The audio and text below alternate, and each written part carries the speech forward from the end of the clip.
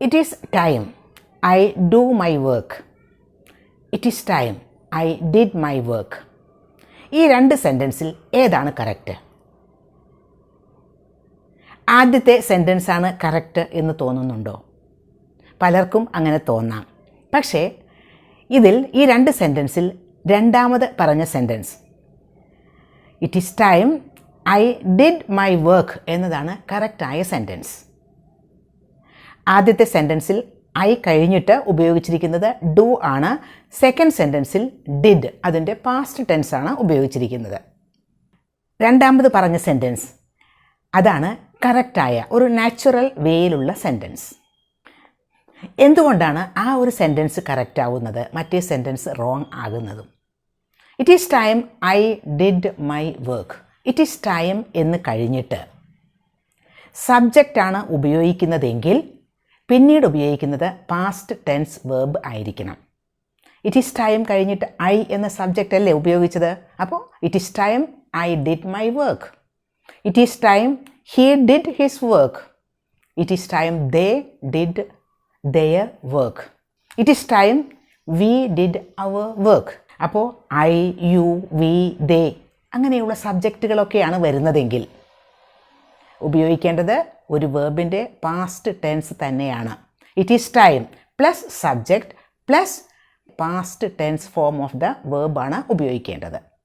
It is time plus subject plus past tense ആണ് ഉപയോഗിക്കേണ്ടത്.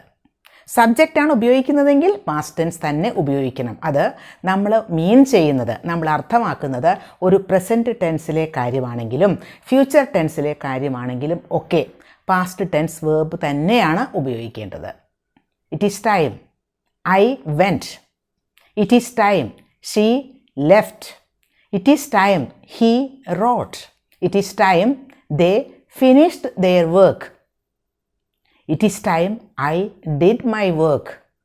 നോക്കൂ, സബ്ജക്റ്റ് കഴിഞ്ഞിട്ട് ഉപയോഗിക്കേണ്ടത് പാസ്റ്റ് ടെൻസ് വേർബ് തന്നെയാണ്.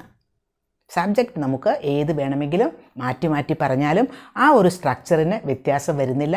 അത് ഇംഗ്ലീഷിലെ വളരെ സിമ്പിളായിട്ടുള്ള ഒരു റൂളാണ്. It is time I did my work എന്ന് പറഞ്ഞാൽ അതിൻ്റെ മീനിങ് എന്താ? ഞാൻ എൻ്റെ വർക്ക് ചെയ്യേണ്ട സമയം ഓവർ ഡ്യൂ ആണ്.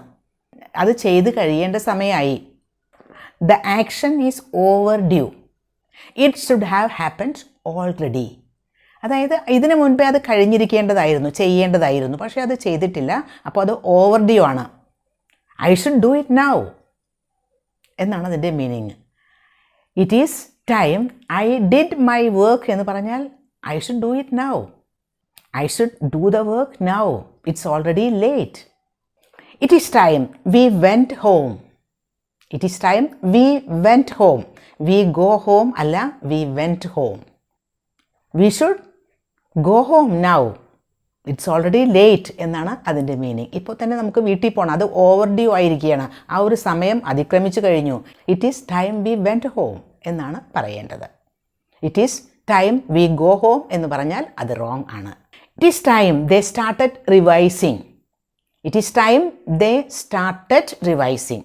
ദേ സ്റ്റാർട്ട് റിവൈസിങ് അല്ല, it is time they started revising. അപ്പോൾ റിവൈസ് ചെയ്യേണ്ട ഒരു സമയം തുടങ്ങാൻ സമയമായി. ഇപ്പോൾ അത് ചെയ്യേണ്ട സമയം, അത് ഓവർ ഡ്യൂ ആണ്. It's already late now. They should start revising now എന്നാണ് അതിൻ്റെ മീനിങ്. അപ്പോൾ മനസ്സിലായല്ലോ. ഇറ്റ് ഈസ് ടൈം എന്നാണ് സ്റ്റാർട്ട് ചെയ്യുന്നതെങ്കിൽ അത് കഴിഞ്ഞിട്ട് സബ്ജക്റ്റാണ് ഉള്ളതെങ്കിൽ അത് കഴിഞ്ഞിട്ട് ഒരു past tense form of the verb തന്നെയാണ് ഉപയോഗിക്കേണ്ടത്. അത് ഓർത്തിരിക്കുക. ഇനി ഇതിൻ്റെ സിമിലർ മീനിങ് ഉള്ള, അതേ മീനിങ് ഉള്ള വേറെ തരത്തിലൊക്കെ നമുക്ക് പറയാം. ഓൾട്ടർനേറ്റീവ്സ് ഉണ്ട്. It is time to go എന്ന് നമുക്ക് പറയാം. പക്ഷേ ഇറ്റ് ഈസ് ടൈം കഴിഞ്ഞിട്ട് ഡയറക്റ്റായിട്ട് പറഞ്ഞിരിക്കുകയാണ് പോകാനുള്ള സമയമായി എന്ന്. അവിടെ ഒരു സബ്ജക്റ്റ് നമ്മൾ ഉപയോഗിച്ചിട്ടില്ല. അപ്പോൾ നമുക്ക് it is time to go എന്ന് പറയാം. അതല്ലെങ്കിൽ it is time for me to go. എനിക്ക് പോകാനുള്ള സമയമായി. അല്ലെങ്കിൽ it is time for us to go. നമുക്ക് പോകാനുള്ള സമയമായി. അങ്ങനെ ഓൾട്ടർനേറ്റീവ്സ് ആകാം. പക്ഷേ ഇറ്റ് ഈസ് ടൈം കഴിഞ്ഞിട്ട് സബ്ജക്റ്റ് ഉപയോഗിക്കുകയാണെങ്കിൽ മാത്രം past tense form of the verb ഉപയോഗിക്കുക. അത് ഓർത്തിരിക്കുക.